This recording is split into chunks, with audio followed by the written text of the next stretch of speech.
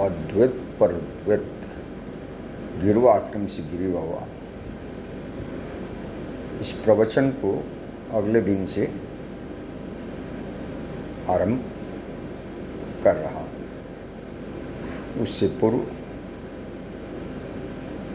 आज की युवा शक्ति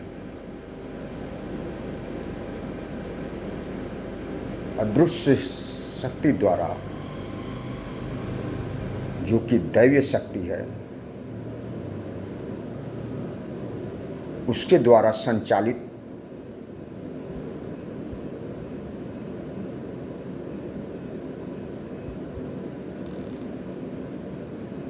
होने से संसार का कल्याण संभव है। आइए हम अदृश्य शक्ति को प्राप्त करने से पहले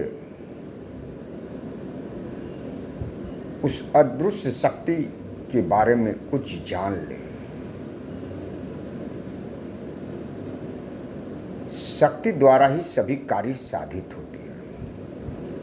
शक्ति के आलोक मात्र से कार्य दिव्यमय रूप से परिपूर्णता को प्राप्त हो जाता है। आंतरिक और बाह्य दोनों ओर की चेष्टाओं को समन्वय करके ही उस लक्ष्य को प्राप्त किया जाता है। शक्ति और अभ्यास के मिलन से कोई भी कठिन काम असंभव न रहकर संभव में परिणत हो जाती है। कठिन शब्द के उद्भव में रहस्यमय रूप से अनंत शक्तिशाली चेतना रूपी जागृति का निवास है, जो इन सब तरह के बंधनों को निश्चित रूप से तोड़ डालती है। ईश्वर ने कठिन शब्द का निर्माण कार्य में प्रत्यक्ष रूप से इसलिए किए ताकि मूर्ख और आलसी प्रवृत्ति वाले उसके महत्व को समझे।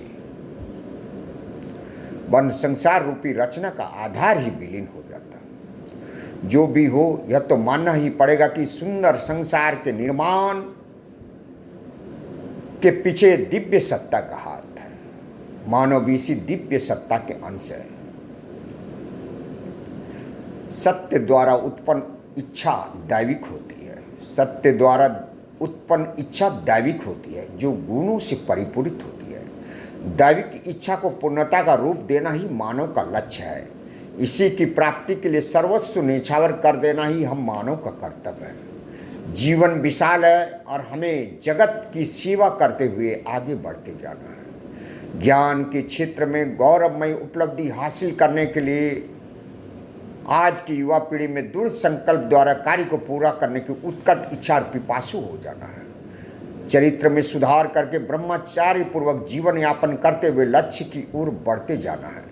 जीवन के हर क्षेत्र में सिद्धांत को व्यवहारिकता प्रदान करते हुए उसे उसके लक्ष्य की ओर अग्रसर करना है, क्योंकि जब तक समग्र रूप से वो उसे परिणत नहीं कर दिया जाता तब तक इसकी उपयोगिता ही क्या है। शक्ति द्वारा संचालित आलोक तुम्हें तुम्हारे लक्ष्य की ओर द्रुत गति से अग्रसर करती हुई ले जाएगी। ऐसी दृढ़ संकल्पित गिरवा आश्रम से गिरवा बाबा आप सबों को लक्ष्य प्राप्ति हेतु सतत प्रयत्नशील रहेगी। मेरे देश के नौजवानों, जय हिंद, जय भारत।